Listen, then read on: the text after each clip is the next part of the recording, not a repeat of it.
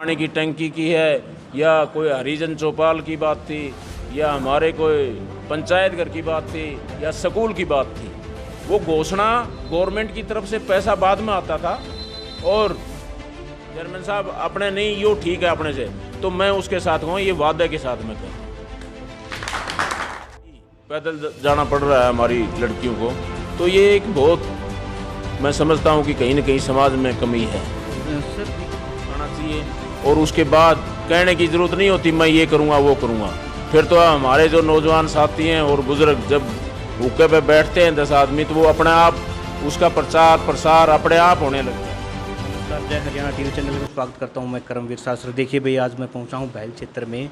जो राजवीर जी फरटिया जी हैं, एक महान दानवीर होते हैं और वो हर जगह पे जो मुहिम चलाई उन्होंने बसों की द्वारा या कन्यादान को लेकर के, तो जगह पे जाते हैं हर क्षेत्र के अंदर। जो लोहारू हल्के के अंदर नाम चमका है उनका भी। और मैंने पहले भी एक बार बताया था कि मेरे को भी एक रोहतक के अंदर किसी आदमी ने पूछा था कि आप राजवीर जी फरटिया जी के क्षेत्र से आते हो, तो सर नमस्कार सर। सबसे पहले नमस्कार सर। तो सर आपने तीसरी बस को लगाया आज जी, तो जो बहन बेटियां हैं, आपने तीसरी बस की शुरुआत की है, क्या कहना चाहेंगे सर इस खुशी के ऊपर सर? आज आप देख रहे हो जो हमने 18 जनवरी से जो शुरुआत की थी शिवानी से जी, आज हल्का लोहारू में नहीं पूरे हरियाणा प्रदेश में, मेरे पास भी आपके मीडिया के साथियों के लगा लो या मेरे जानने वाले को प्रतिदिन इतने फ़ोन आते हैं कि चेयरमैन साहब आपने हल्का लोहारू में पूरा टहलका मचा दिया, पूरा हरियाणा प्रदेश में इस बात की चर्चा है। चाहे वो आप बस की लगा लो, कन्यादान की लगा लो, या युवा साथियों के सम्मान की बात लगा लो, जहाँ हमारे पुराने जो खेल होते थे कबड्डी कुश्ती। तो सर लोहारू क्षेत्र के अंदर तो आपका पहला नाम पे आ गया सर। लोहारू क्षेत्र में नाम तो एक जो हमारे जो नौजवान साथी हैं और बुज़ुर्गों का जो आशीर्वाद है, जिस तरह से आज सुबह से ही आपने देखा होगा, हमारा प्रोग्राम तो सिर्फ मंडोली गांव का हमने निश्चित किया था सबसे पहले सभी साथियों ने कि सुबह सुबह का टाइम होता है और सुबह के टाइम में 9 बजे तो कॉलेज का ही टाइम होता है, तो 7 बजे करेंगे तो 7, साढ़े 7, 8 बज जाएंगे। लेकिन जो जहाँ बात आती है एक सम्मान की, तो सम्मान के रूप में जब मैं तलवाणी से निकला था वहीं से शुरुआत हो गई थी। रोड पे लोग खड़े हुए थे, ढाणी ढाणी में, गांव में, गली गली में। माताएं भी जैसे देख रहे थे आप, मंडोली गांव में जब प्रोग्राम हो रहा था तो छतों पे इतनी मेरी माताएं खड़ी हुई थी। वो मान सम्मान और वो जो नाम राजवीर फरटिया के नाम से, जब हम अंधेरे में कहीं किसी गाँव में जाते हैं तो छोटे छोटे बच्चे नहीं वो आंगली मारता है एक दूसरे का, फरटियो आ गयो फरटियो आ गयो, तो ये एक बहुत बड़ी बात है। जी सर, देखिए आपने जो मुहिम चलाई सर बसों वाली, तो उसमें इससे पहले कहीं ऐसी भी बहन बेटियां हैं जो बस का जो सफ़र नहीं मिल पाया और कॉलेज वगैरह उनका बंद हो गया, पढ़ाई रुक गई, तो उन बहन बेटियों को क्या कहना चाहेंगे सर? बहुत उदाहरण ऐसे मेरे सामने आए हैं और मैंने पूछा है कि क्या कारण रहा आपका गुड़िया है ना स्कूल कॉलेज नहीं जा रही। उनका कहना यही था जी कि आज का माहौल थोड़ा सा इतना ख़राब हो चुका है, आपस का भाईचारा जो था कहीं बिगड़ चुका है और बेटी को अकेला भेजना पसंद नहीं करते माँ बाप, बड़ा चिंतित रहता है इस बेटी के प्रति। तो यही कारण रहा कि कोई सुविधा नहीं थी। हमारे 75 साल पूरे हो गए आज़ादी को, लेकिन आज भी ऐसे गांव और हमारे ग्रामीण क्षेत्र में खास करके मैं कहूँगा ऐसे हैं जहाँ पर है ना सरकारी सुविधा तो है ही नहीं, और उन गाँव में तो कोई और दूसरा साधन भी किसी प्रकार का नहीं है, प्राइवेट का या किसी और का।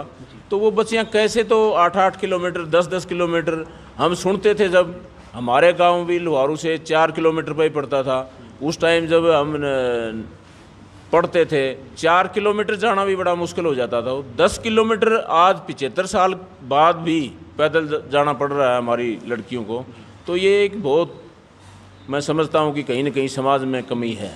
सर देखिए, किसी भी क्षेत्र को लेके MP MLA पहले सर वोट मांगते हैं, और कि जैसे ही मैं जीतता हूँ, MLA बनता हूँ, विधायक बनता हूँ, MP बनता हूँ, तो मैं ये काम कराऊंगा।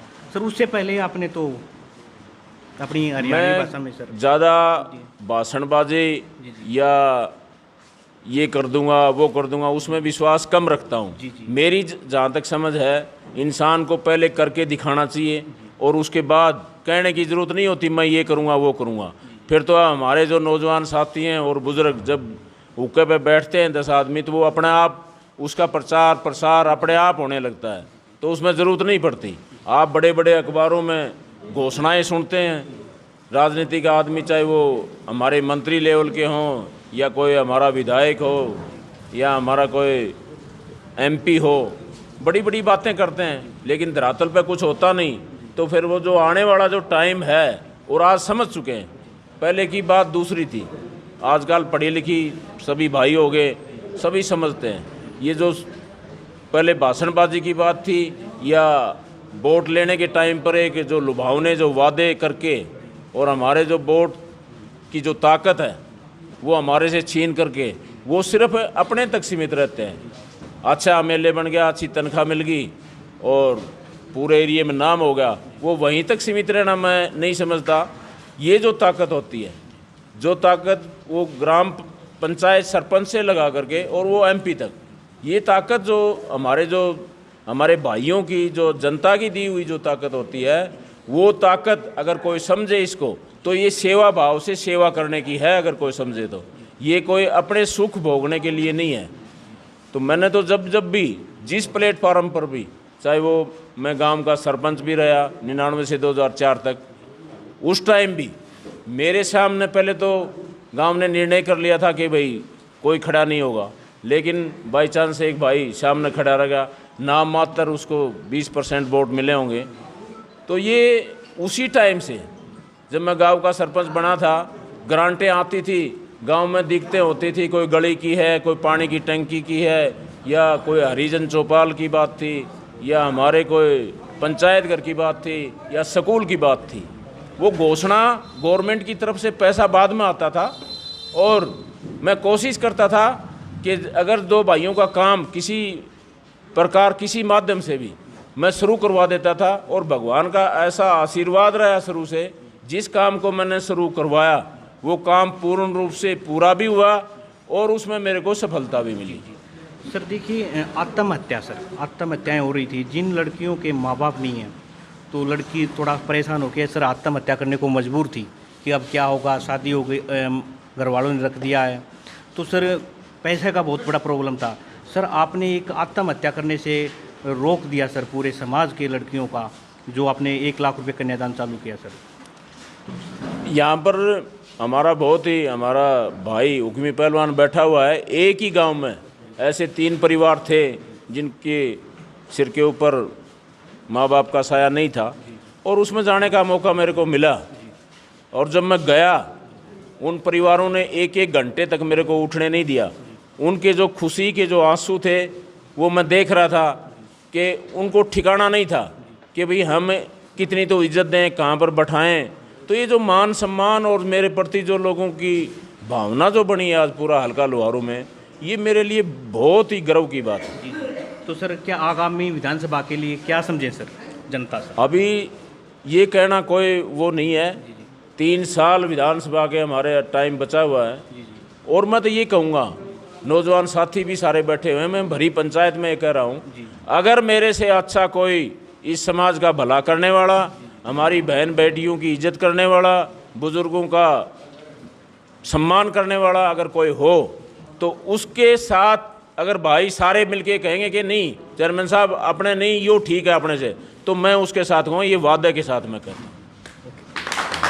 आप देख रहे जय हरियाणा TV, देख रही है जय हिंद।